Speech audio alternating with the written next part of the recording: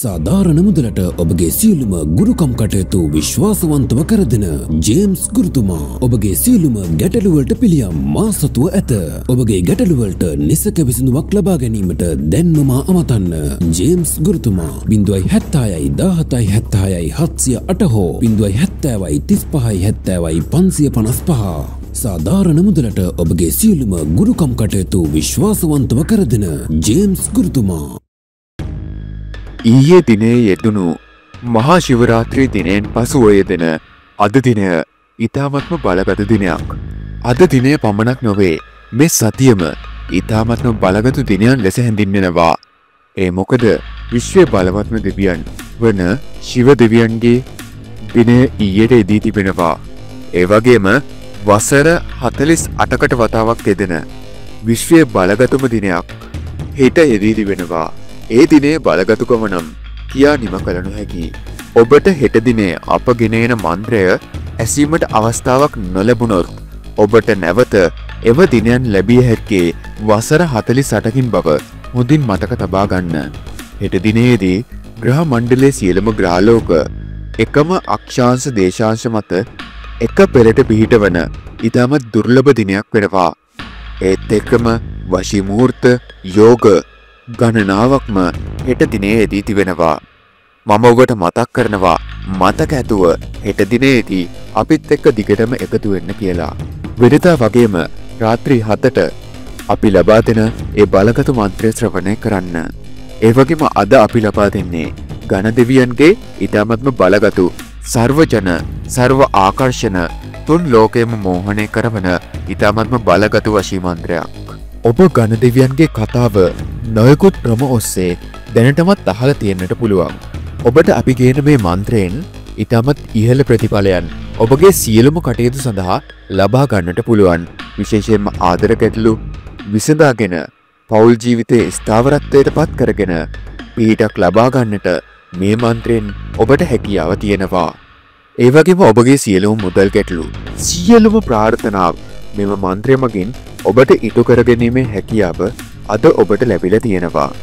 මේ මන්ත්‍රය සියලුම ආදර ගැටලු විසඳා ගැනීමට ඒ වගේම සැමියා හෝ බිරිඳ ඔබව හැරගිහිල්ල නම් එහෙම නැත්නම් දෙපාර්ශවයේම පවුල් මගින් ඔබගේ ආදරයට ඔබගේ සම්බන්ධතාවයට ගැටලුකාරී තත්ත්වයක් ලබා දෙනවා නම් ඒ සියලුම ගැටලු අද ඔබට නැති කර ගැනීමේ හැකියාව තියෙනවා.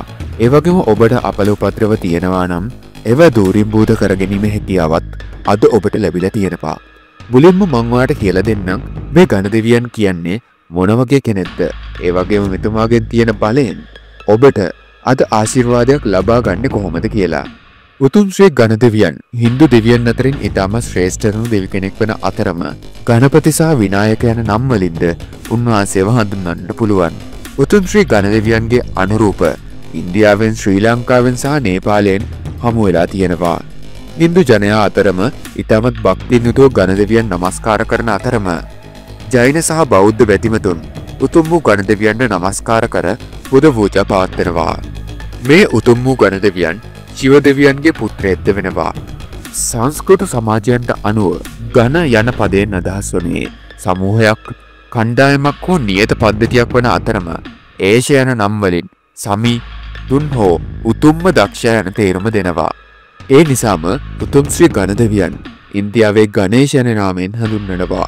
උතුම් ශ්‍රී ඝන දෙවියන් තම පියාණන් වූ උතුම් ශ්‍රී ශිව දෙවියන් වහන්සේ පරිවාර ජනයාගෙන් කොටසකින් ජන සමූහයා සංවිධානය කළ නිසා වෙන්ද ඝන යන නාමය උතුම් ශ්‍රී ඝන දෙවියන් සමග බැඳී පවතිනවා. උතුම් ශ්‍රී ඝන දෙවියන් වහන්සේ ඊට ඈත අතීතයේ පටන්ම හස්තියෙකුගේ හිසෙන් නිරූපණය වුණා.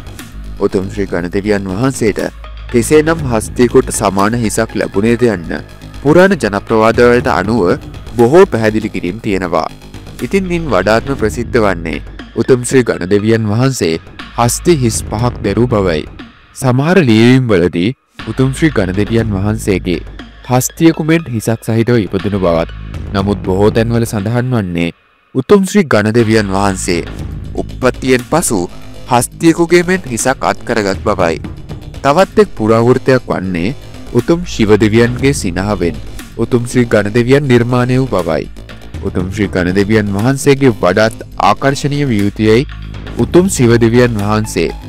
උතුම් ශ්‍රී ගණදෙවියන් වහන්සේට හස්තියකුගේ සමාන හිසකුත් තරමක් විශාල උදරයකුත් ලබා දුන් බව ඉතිහාසයේ සඳහන් වෙනවා.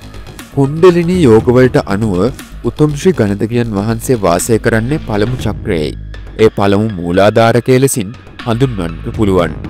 මුල යන්නෙන් ප්‍රධාන මුල් යන අදහසත් ආධාර යන්නෙන් පදනම පාද යන අදහසත් දක්වනවා.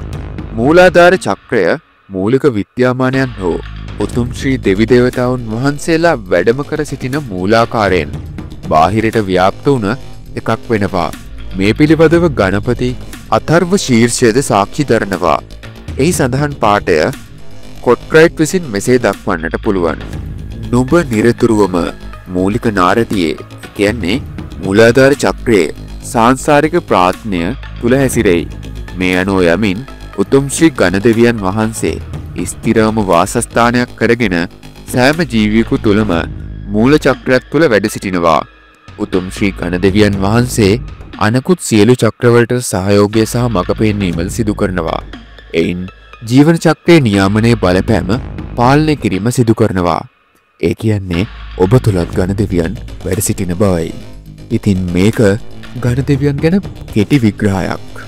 ඔබ අද අපි මේ ලබා දෙන මන්ත්‍රය ඊ타මත්ම විශ්වාසයෙන් සහ භක්තියෙන් ශ්‍රවණය කිරීමට පටන් ගන්න.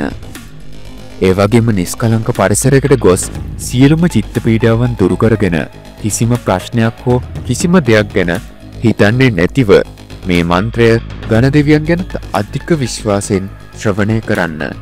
එසේ ශ්‍රවණය කරද්දී ඔබට මොහොතක් යන්නට මත්තෙන් ඔබගේ ප්‍රාර්ථනය ඉටුවන බවට ඉඟියක් ලැබේවි. මෙවන් දුර්ලභ මන්ත්‍ර අසන්නට ලැබීමත් ඔබ පෙර කරන ලද භාග්‍යක්ෂය සිතාගෙන මේ මන්ත්‍රය හොඳින් ශ්‍රවණය කිරීමට දැන් පටන් ගන්න.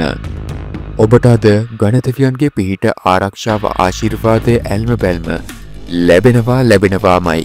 එසේ ලැබී ඔබගේ ප්‍රාර්ථනය අධි ඉටු වෙනවාමයි. ඔබට ගණදෙවියන්ගේ පිහිට ආරක්ෂාව ඇල්ම බැල්ම නොමදව ලැබේවා. ඔබගේ සියලුම දුක් ගැටලු දුරු වී ඔබගේ ජීවිතයේ සාර්ථකත්වයට පත් වී ඔබ බලාපොරොත්තු වන ආදරය ඔබට ලැබෙන්න කියලා අපි හදවතින්ම ඔබ වෙනුවෙන් ප්‍රාර්ථනා කර සිටිනවා. දැන් මන්ත්‍රය ශ්‍රවණය කරන්නට පටන් ගන්න.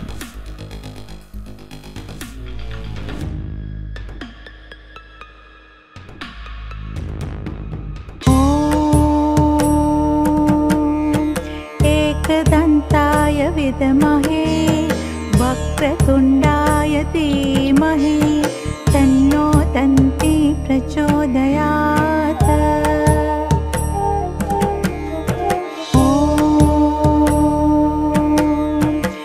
एकदन्ताय विद्महे वक्रतुण्डाय धीमहि तन्नो दन्ती प्रचोदयात्.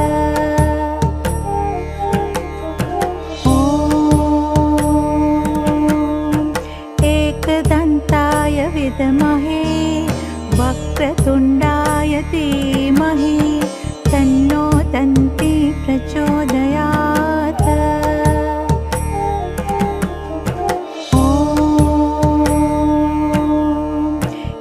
एकदन्ताय विद्महे वक्रतुण्डाय धीमहि तन्नो दन्ती प्रचोदयात्.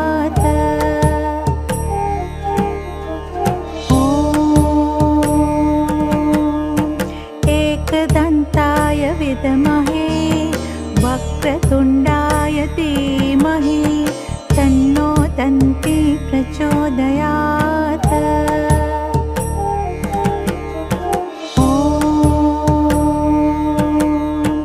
एकदन्ताय विद्महे वक्रतुण्डाय धीमहि तन्नो दन्ती प्रचोदयात्.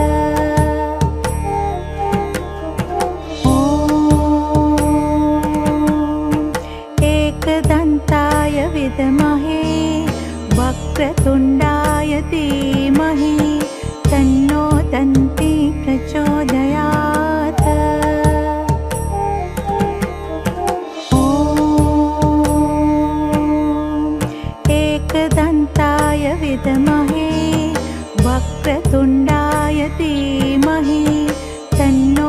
तन्ति प्रचोदयात्।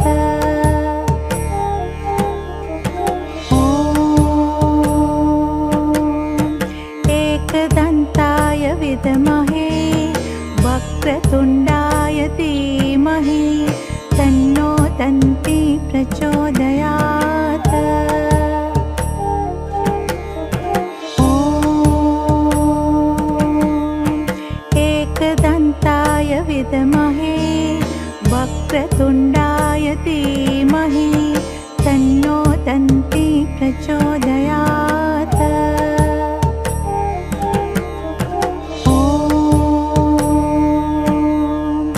एकदन्ताय विद्महे वक्रतुण्डाय धीमहि तन्नो तन्ति प्रचोदयात्। ॐ एकदन्ताय विद्महे वक्रतुण्डाय धीमहि तन्नो तन्ति प्रचोदयात्।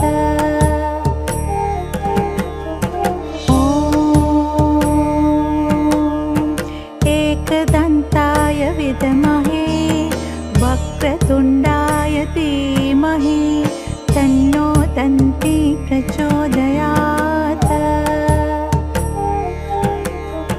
ॐ एकदन्ताय विद्महे वक्रतुण्डाय धीमहि तन्नो तन्ति प्रचोदयात्।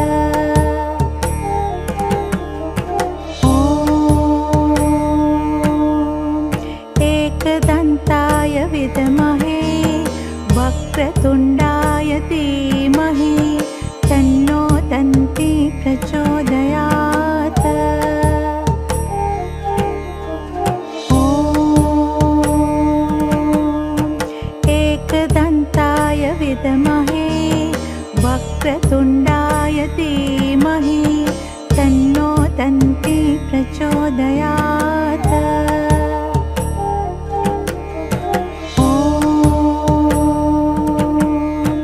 एकदन्ताय विद्महे वक्रतुण्डाय धीमहि तन्नो तन्ति प्रचोदयात्।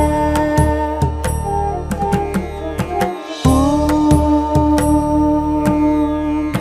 एकदन्ताय विद्महे वक्रतुण्डाय धीमहि तन्नो तन्ति प्रचोदयात्।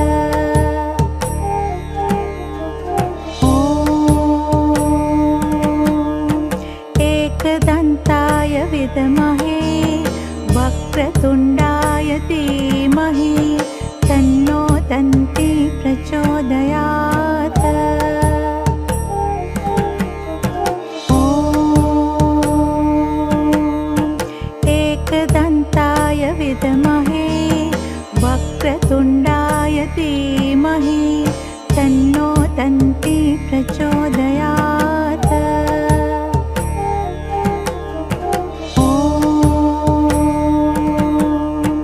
एकदन्ताय विद्महे वक्रतुण्डाय धीमहि तन्नो तन्ति प्रचोदयात्। ॐ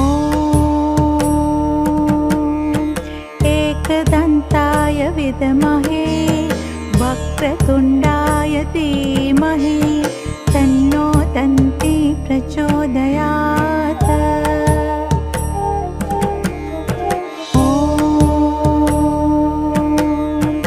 एकदन्ताय विद्महे वक्रतुण्डाय धीमहि तन्नो तन्ति प्रचोदयात्। ॐ एकदन्ताय विद्महे वक्रतुण्डाय धीमहि तन्नो तन्ति प्रचोदयात्।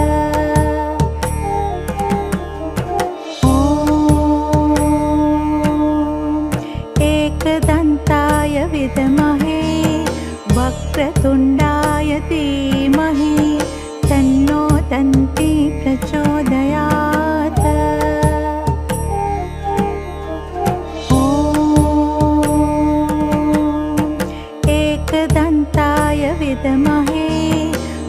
वक्रतुण्डाय धीमहि तन्नो दन्ती प्रचोदयात्।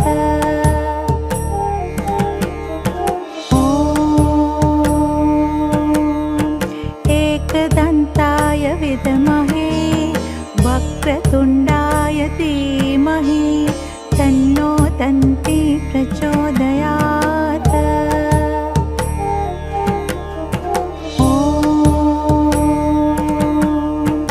एकदन्ताय विद्महे वक्रतुण्डाय धीमहि तन्नो दन्ती प्रचोदयात्।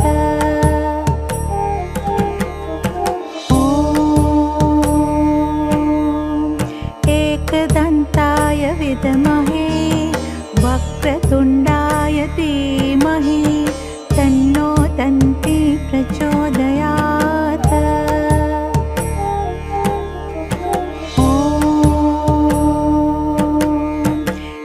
एकदन्ताय विद्महे वक्रतुण्डाय धीमहि तन्नो दन्ती प्रचोदयात्।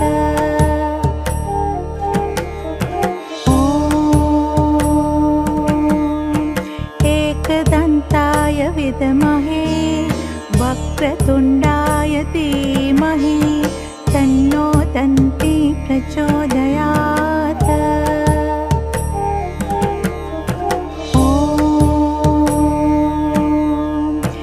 एकदन्ताय विद्महे वक्रतुण्डाय धीमहि तन्नो दन्ती प्रचोदयात्।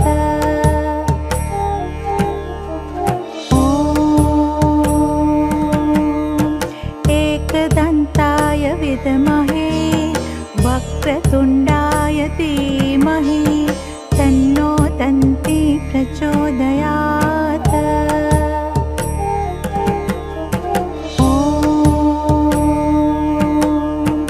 एकदन्ताय विद्महे वक्रतुण्डाय धीमहि तन्नो दन्ती प्रचोदयात्।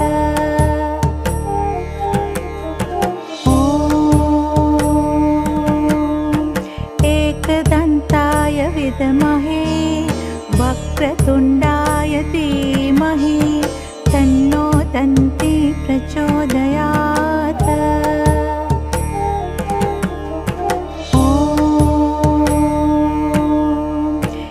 एकदन्ताय विद्महे वक्रतुण्डाय धीमहि तन्नो दन्ती प्रचोदयात्।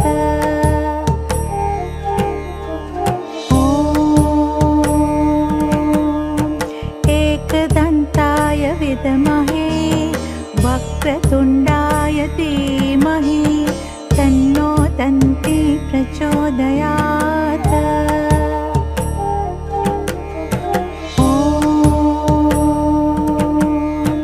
एकदन्ताय विद्महे वक्रतुण्डाय धीमहि तन्नो दन्ती प्रचोदयात्।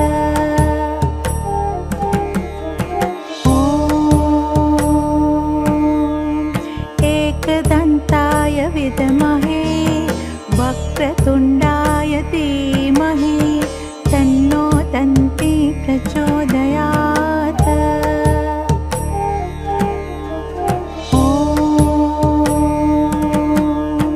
एकदन्ताय विद्महे वक्रतुण्डाय धीमहि तन्नो दन्ती प्रचोदयात्।